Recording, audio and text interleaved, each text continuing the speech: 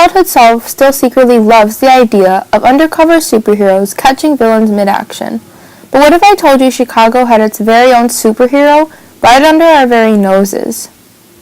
He's known by the name of Terry Hake, a spy who underwent Operation Greylord, in which he caught 18 men during a 3-year investigation in 1984.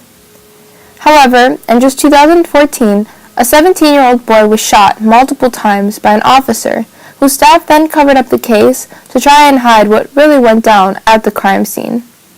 The cover-up of cases, whether to allude to good lawyers or to protect their officers, only leads to our protectors becoming idle rather than focused, and while our modern-day superheroes should have the best ambitions.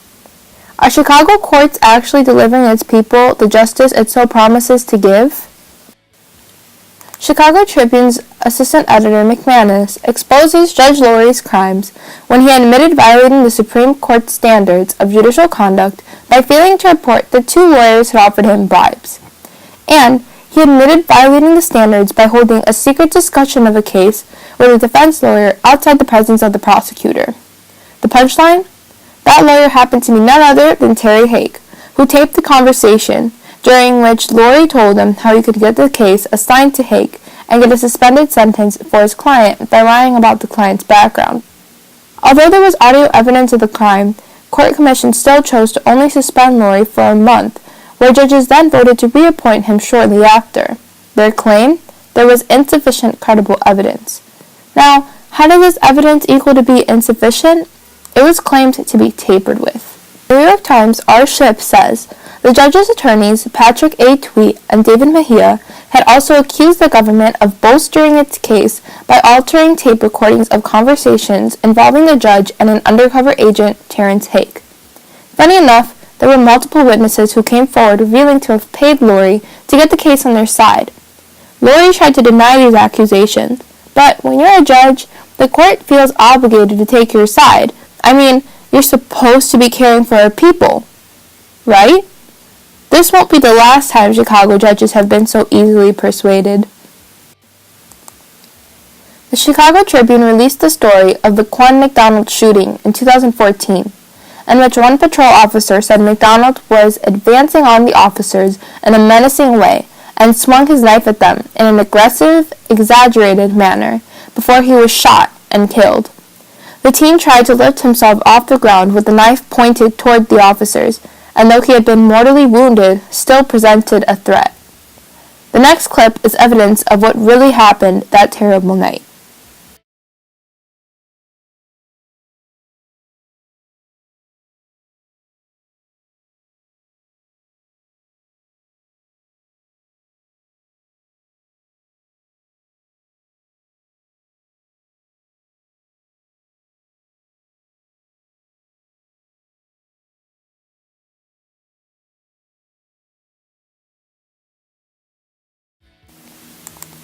Chicago Tribune reports some officers on the scene said they did not see Van Dyke shoot McDonald. At least 5 corroborated Van Dyke's account.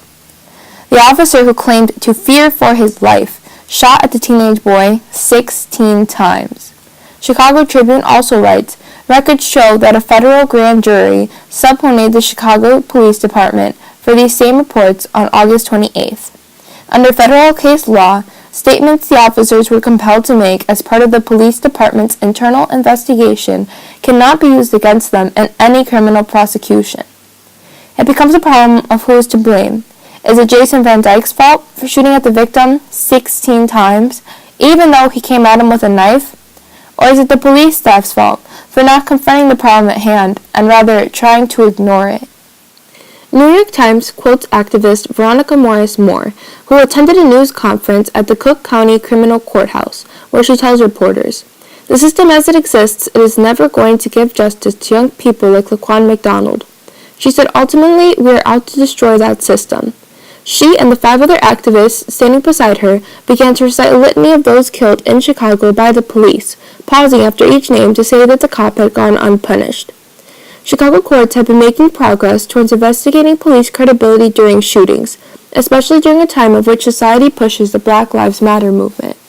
Society has made sure to turn their attention to police brutality, proving that our generation is one that is most involved. Chicago jury has chosen to not ignore the code of silence, but has proclaimed it a crime. Young adults all around the country are pushing to shine light on the darker troubles society has previously chosen to hide away. McDonald and Lori's cases allow for us to question our government's officials that we appoint. It is vital that we are fully aware and educated on such matters because we as a society are the ones with the real power to make changes. Each person's actions have reactions which trickle down to us, the generation of kids whose eyes have been opened. Superheroes don't just come with capes and powers. They are revealed through activists such as Veronica and those who fought with her.